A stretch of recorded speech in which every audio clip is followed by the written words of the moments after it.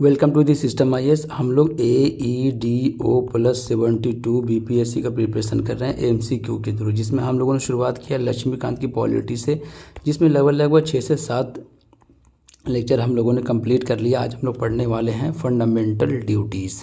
Fundamental duties से हम लोग लगभग 30 एमसीक्यू करेंगे। ठीक है, 1 या 2 सवाल आएगा। एक सवाल भी आ गया इससे, तो इससे बाहर सवाल नहीं बनेगा। ठीक है, एकदम कंफर्म बात है कि इससे बाहर सवाल नहीं बनेगा। एईडीयू में अगर सवाल आ गया तो, या बीपीएससी में इस टॉपिक से सवाल आ गया तो, एक एक करके सारा एमसीक्यू हम लोग देखते हैं।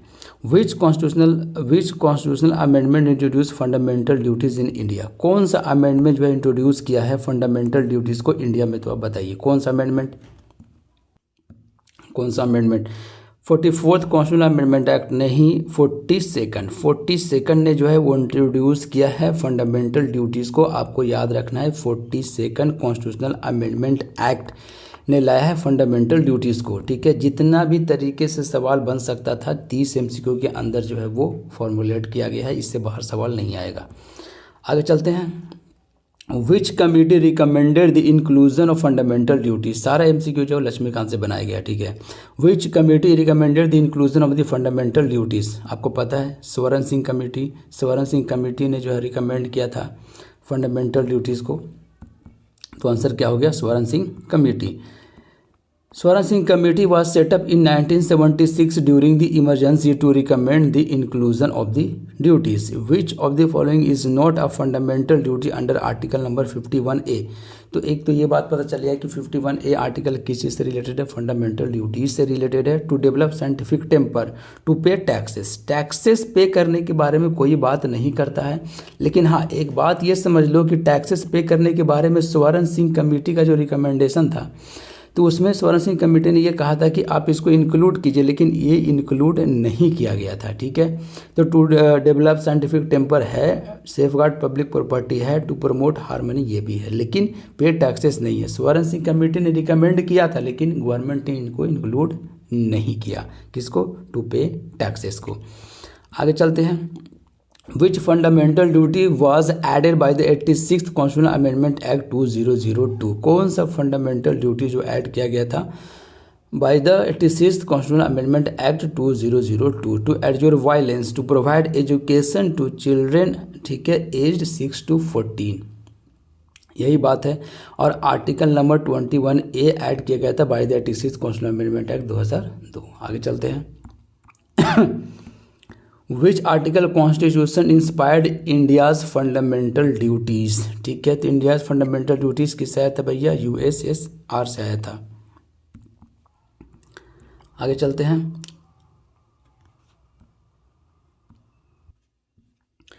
नेक्स्ट क्वेश्चन देखते हैं। Which of the following is a civic duty under article number 51? कौन सा सिविक ड्यूटी है? Cherishing noble ideas for the freedom struggle, respecting the national flag and anthem, ये हमारा सिविक ड्यूटी है। ठीक है, B is the right answer. आगे चलते हैं।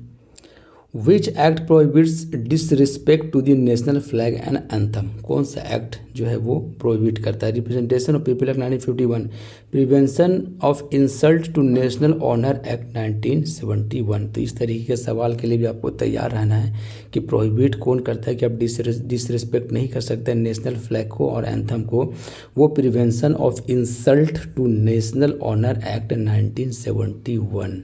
ठीक है, आगे चलते हैं।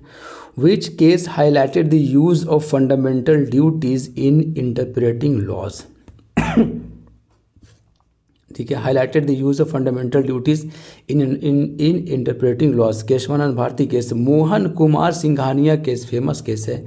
मोहन कुमार सिंघानिया केस जो है वो ये कहा कि फंडामेंटल ड्यूटीज़ को जो है वो यूज़ कर सकते हैं बाय किस लिए भैया? तो फंडामेंटल ड्यूटीज़ को इंटरप्रेट करने के लिए। ठीक है, तो मोहन कुमार सिंघानिया केस ने क्या कहा कि भैया लॉ को इंटरप्रेट करने के लिए फंडामेंटल ड्यूटीज़ को जो है यूज़ किया जा सकता है, यही कहा गया था मोहन कुमार सिंघानिया केस में। फिर से दोबारा सवाल भी आएगा, इससे देखते रहो आराम से। Which of the following is true about the fundamental duties? क्या ट्रू है फंडामेंटल ड्यूटीज़ के लिए? They are enforceable by the court. ठीक है, गलत बात है। चाहे DPSP हो या फंडामेंटल ड्यूटीज़ वो ये सब इन्फोर्सेबल नहीं है। They apply to all person in India, ये भी गलत बात है, एलियन के लिए अप्लाई नहीं है। They are just receivable like fundamental right, ये भी गलत बात है। They apply only to citizen, ये सही है, ठीक है, ओनली टू सिटीजन, सिर्फ सिटीजन के लिए fundamental duties. Which committee identified existing laws that support fundamental duties, कौन सा कमेटी जो है वो आइडेंटिफाई कर दे existing laws that support the fundamental duties? Swaran Singh committee, Sarkaria committee, Verma committee. Verma committee is the right answer. जब भी इस तरीके का सवाल आएगा वर्मा कमेटी आपको मारना है। Which article of the Indian constitution list the fundamental duties? Article number 51A, पहले भी हम लोग देखे थे, सवाल में ही था ये आर्टिकल दिया हुआ। विच of the following is a moral duty under article number 51A के अंदर मोरल ड्यूटी क्या? सिविक ड्यूटी हम लोगों ने देखा, मोरल ड्यूटी क्या होती है? रेस्पेक्टिंग द नेशनल फ्लैग, ये तो सिविक ड्यूटी था। Cherishing noble ideas for freedom struggle, safeguarding public property, moral duty आपके लिए cherishing noble ideas for the freedom struggle, safeguarding public property और providing education to children. इसका answer भी होगा cherishing noble ideas for the freedom struggle. Which fundamental duty promotes environmental protection? ठीक है, environmental protection, environmental protection के बारे में कौन सा फंडामेंटल ड्यूटी जो बात करें? To develop scientific temper, to value composite culture, to protect and improve the natural environment. C is the right answer, simple सा है कहानी। Which of the following is not a criticism of fundamental duties? कौन जो है criticism नहीं है fundamental duties का? They are vague and ambiguous, ठीक है, they are enforceable by the court, they are non justiciable, they were added as an appendix to part 4, they are vague and ambiguous। ठीक, सवाल क्या है ध्यान से, क्या लिखा हुआ? Not a criticism of the fundamental, कौन क्रिटिसिज्म नहीं है? They are vague and ambiguous, ये तो है ही। They are enforceable by the court, ये गलत बात है, ये भी क्रिटिसिज्म ही है, ठीक है। They are enforceable by the court, ये तो इन्फोर्सिबल नहीं है ना कोर्ट का, तो गलत बात हो गया। दे आर नॉन जस्टिसिएबल, ये भी क्रिटिसिज्म है। They were added as an appendix to part 4, ये भी क्रिटिसिज्म है। तो b is the right answer, they are enforceable by the court, ये गलत है इसे भी। Which act supports the duty to promote harmony among citizens? Wild life protection 1972, representation of people act 1951, forest conservation 1980, prevention of insult to national honour act 1971, ठीक है। Harmony, promote harmony among the citizens, prevention of insult to national honour act 1971, representation of people act 1951 is the right answer, B is the right answer, ठीक है। Which act support the duty to promote, duty के बारे में बात करें, duty to promote harmony among the citizen, representation of people act 1951। Which fundamental duty encourages scientific thinking to develop scientific temper, humanism and spirit of inquiry, to value composite culture, to defend the country, to abjure violence, a is the right answer. अच्छा, the which committee is 1999 identified laws that support fundamental duties? बताइए sir, support fundamental duties के बारे में जब भी आए तो क्या माना? Verma committee.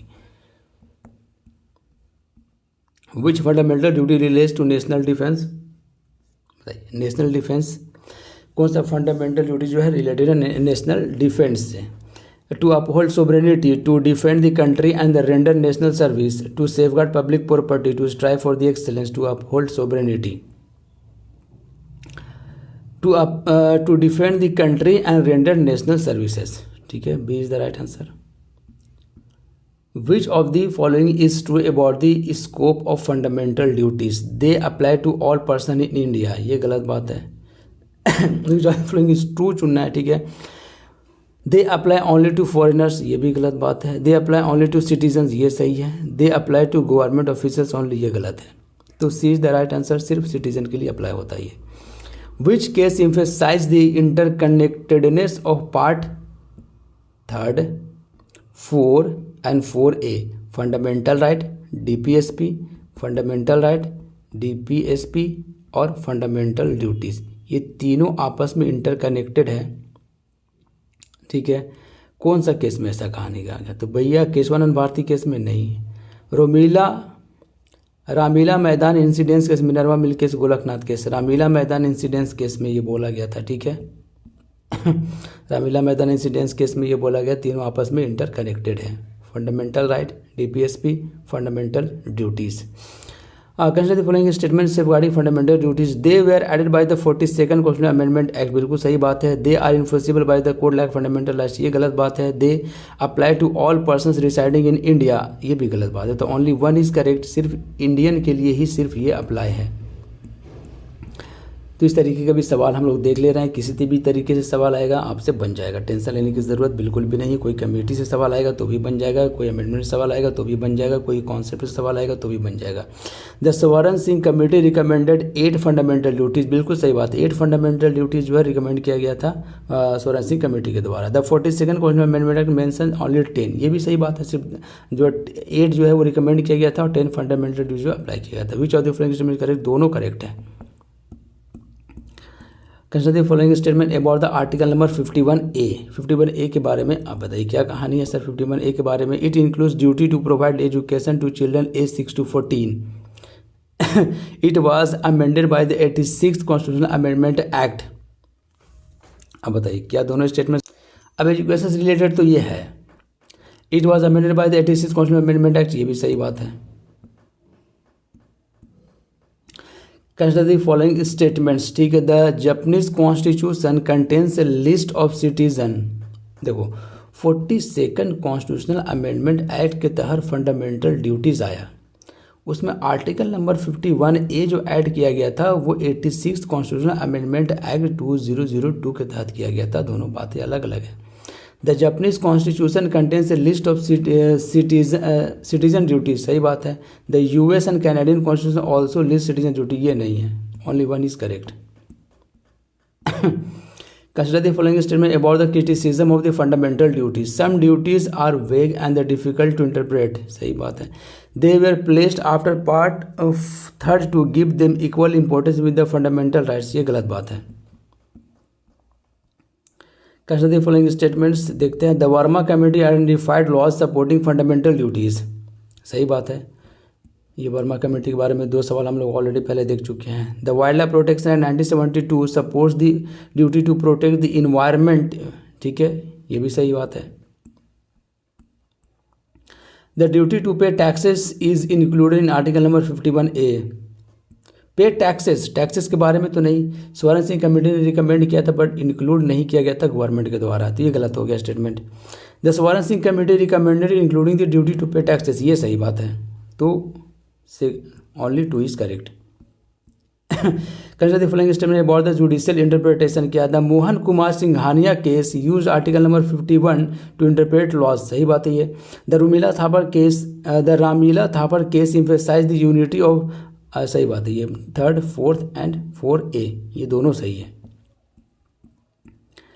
Consider the following statements, ठीक है, आपसे बन रहा है तो भी ठीक है ना, तो आराम से मोबाइल में देखते रहो, सब दिमाग में सिमुलेट हो जाएगा। Fundamental duties are mention in part 4A, exam से पहले फिर रिवीजन करना, PDF शेयर कर देंगे। Part 4A of the constitution, fundamental duties are mention in the part 4A, ये तो सही बात है। They are annulled by the Janata government after the emergency, ये गलत बात है, ठीक है, only 1 is correct. The duty, last question है ये। The duty to safe guard public property is the fundamental duty, सही बात है। The duty to cast vote cast करने के बारे में तो नहीं बात है ये, ओनली 1 इज करेक्ट। तो best of luck for your exam, ठीक है, मिलता हूँ नेक्स्ट लेक्चर में। वीडियो चैनल को आप सब्सक्राइब कीजिए और बेल आइकन को प्रेस कर लीजिए, जैसे न्यू वीडियो आएगा आपको नोटिफिकेशन मिल जाएगा। चैनल को आप जरूर से जरूर सब्सक्राइब करें, ठीक है। सिस्टमाइज की इनिशिएटिव को सपोर्ट कीजिए आप। हर एक सब्जेक्ट को जो भी EDO 72 BPSC के लिए इंपॉर्टेंट है, हर एक सब्जेक्ट को हम लोग MCQ के थ्रू जो है वो मसला सॉल्व कर लेंगे। जब हम लोग हिस्ट्री शुरू करेंगे तो NCERT की 11th क्लास वाली जो हिस्ट्री है 3 पार्ट में डिवाइड है, वो एंशियंट, मेडिवल और मॉडर्न, तीनों को हम लोग MCQ के थ्रू पढ़ेंगे, ठीक है। अगर वक्त मिलेगा तो चैप्टर वाइज भी पढ़ लेंगे, उसके बाद MCQ सॉल्व कर लेंगे। हिस्ट्री हो जाएगा, पॉलिटी हो जाएगा, ठीक है। फिर इकोनॉमिक्स हम लोग देख लेंगे, ज्योग्राफी 11th क्लास वाली ज्योग्राफी भी हम लोग पढ़ लेंगे, जो भी सब्जेक्ट, और बिहार स्पेशल भी हम लोग देख लेंगे। इस तरीके से सारा कंप्लीट कर लेंगे, कोई भी सवाल छूटने वाला नहीं है। मिलते हैं नेक्स्ट लेक्चर में। Best of luck for your exam. Channel को आप जरूर से जरूर सब्सक्राइब कर लें और वीडियो को लाइक कर दें। Best of luck for your exam.